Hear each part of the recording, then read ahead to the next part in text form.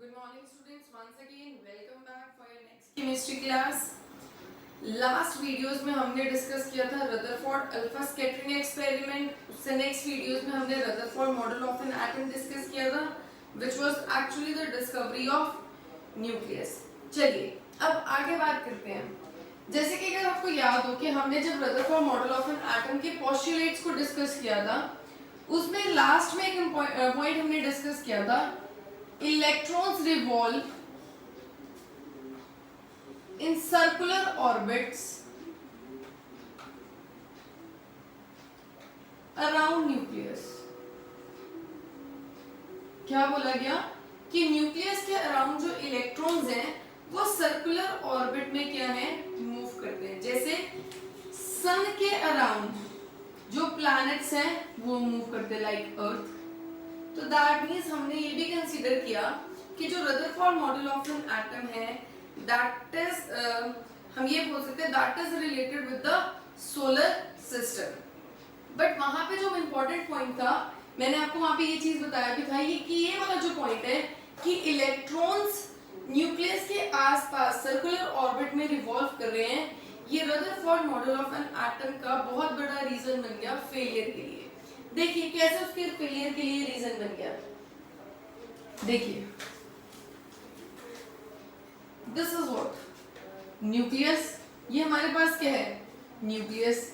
ये क्या है, इलेक्ट्रॉन. न्यूक्लियस के अंदर make this thing very sure जब रदरफोर्ड का मॉडल आया था तब न्यूट्रॉन्स की डिस्कवरी नहीं हुई थी. ये बहुत इंपॉर्टेंट चीज है जो ध्यान रखने वाली है कि जब रदरफोर्ड का मॉडल आया था तब न्यूट्रॉन्स की डिस्कवरी नहीं हुई थी. At that point of time हमें सिर्फ इतना पता था कि जो न्यूक्लियस है उसके अंदर क्या प्रेजेंट है, पॉजिटिव चार्ज प्रेजेंट है दैट इज प्रोटॉन्स. अब देखिए ये पॉजिटिव चार्ज और ये नेगेटिवली चार्ज इलेक्ट्रॉन. तो ये पॉजिटिव नेगेटिव को अपनी तरफ क्या करेगा, अट्रैक्ट करेगा. Force of attraction, sort of force of attraction. ये पॉजिटिव इलेक्ट्रॉन को अपनी तरफ अट्रैक्ट करेगा. तो यहाँ पे जो फोर्स लग रही है इस फोर्स को हम क्या बोलते हैं, इलेक्ट्रोस्टैटिक फोर्स ऑफ अट्रैक्शन. ये कौन सी फोर्स हुई, इलेक्ट्रोस्टैटिक फोर्स ऑफ अट्रैक्शन. तो इसके हिसाब से होना क्या चाहिए था कि अगर ये पॉजिटिव इलेक्ट्रॉन को नेगेटिवली चार्ज इलेक्ट्रॉन को अपनी तरफ खींच रहा है तो इस इलेक्ट्रॉन को न्यूक्लियस के पास आ जाना चाहिए था. लेकिन एक्चुअली में क्या हो रहा है, एक्चुअली में ये हो रहा है कि न्यूक्लियस के अराउंड जो इलेक्ट्रॉन्स हैं वो सर्कुलर ऑर्बिट में क्या रेगुलरली मूव कर रहे हैं, घूम रहे हैं. ठीक है जी. तो ऐसा क्या था जिसकी वजह से कि इलेक्ट्रॉन कॉन्टिन्यूसली यहाँ पे मूव करते रहे. हालांकि इस इलेक्ट्रोस्टैटिक फोर्स ऑफ अट्रैक्शन की वजह से इस इलेक्ट्रॉन को न्यूक्लियस के पास आ जाना चाहिए था और जो एटम का स्ट्रक्चर उसको क्या कर जाना चाहिए था, कोलैप्स कर जाना चाहिए था.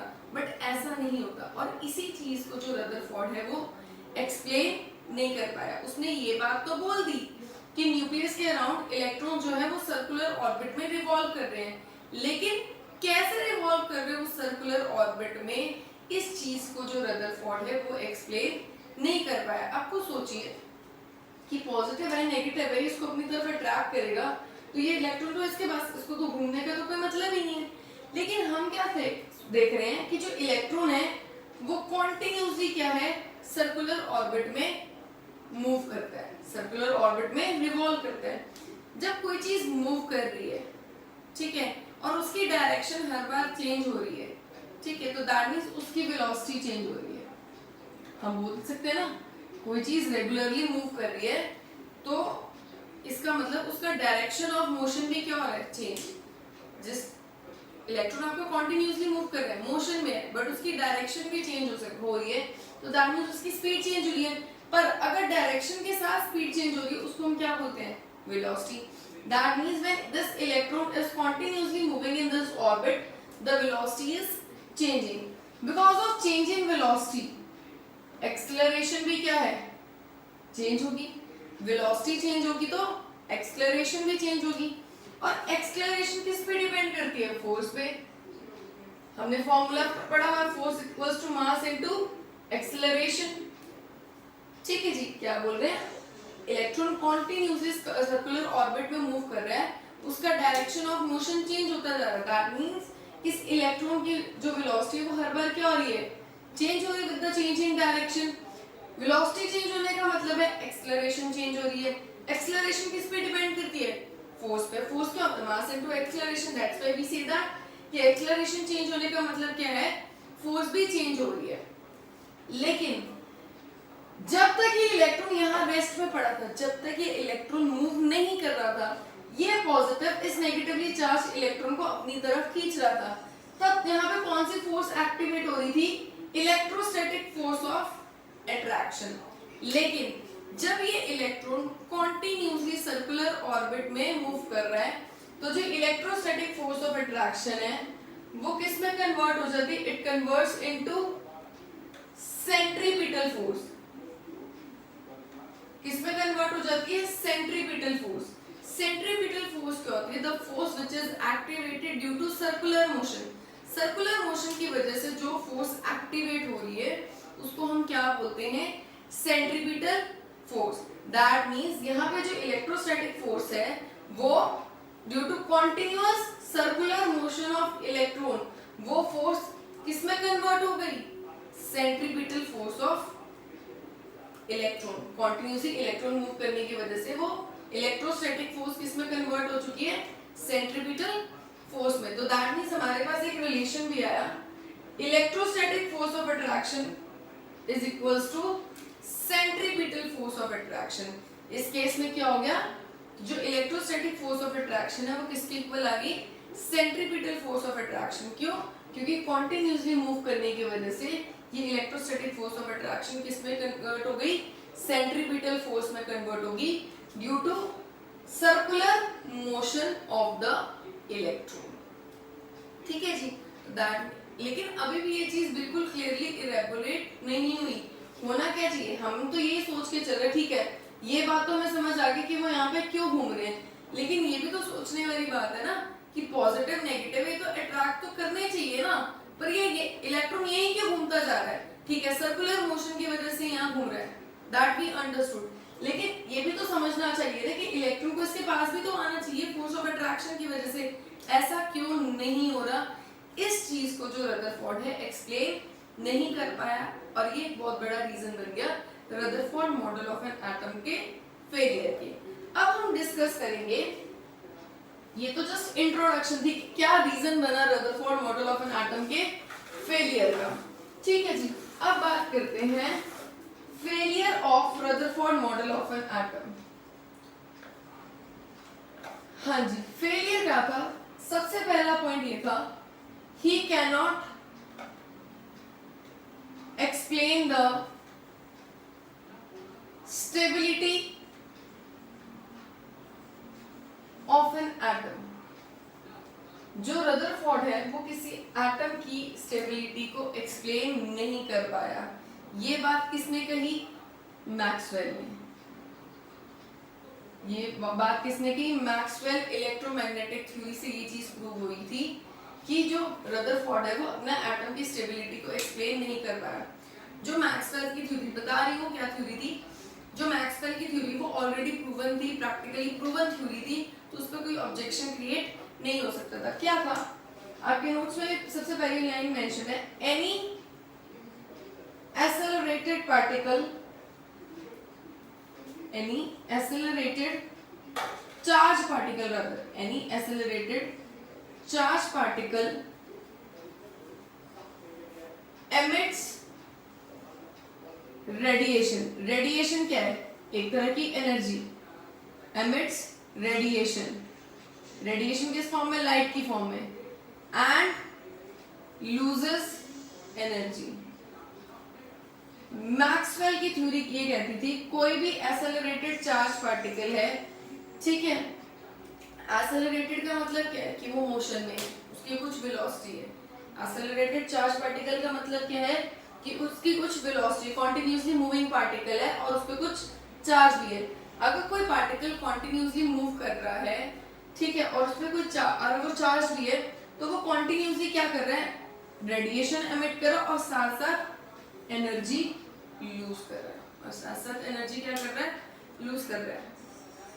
वेरी सिंपल एग्जाम्पल कि फॉर एग्जाम्पल कोई पर्सन है, simply example tug of war का भी ले सकते हैं या वेरी और कोई सिंपल एग्जाम्पल ले सकते हैं।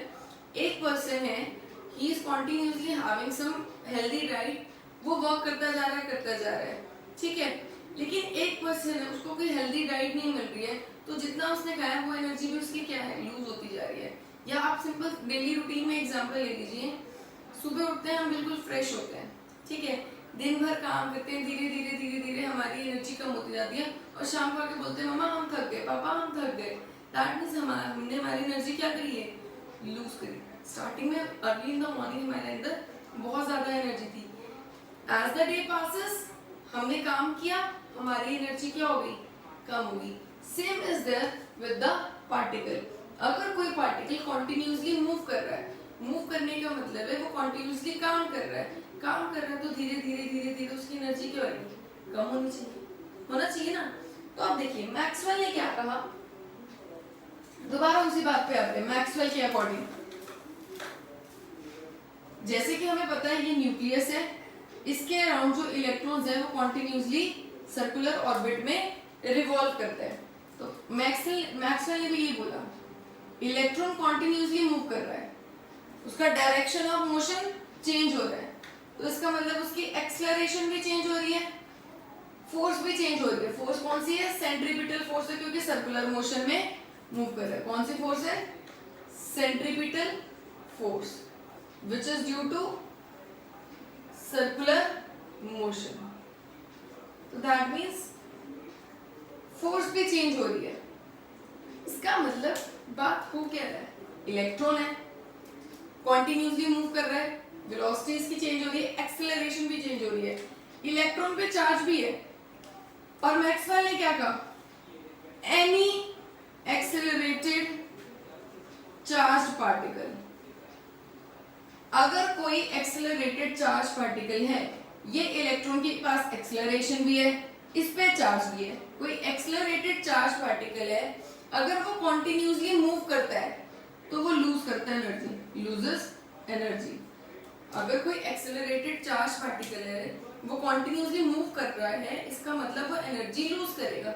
इसका मतलब क्या है, अगर वो एनर्जी लूज करता जा रहा है, तो उसकी एनर्जी कम हो जानी चाहिए, और कम होने के साथ साथ क्या होना चाहिए, उसको न्यूक्लियस में आके गिर जाना चाहिए।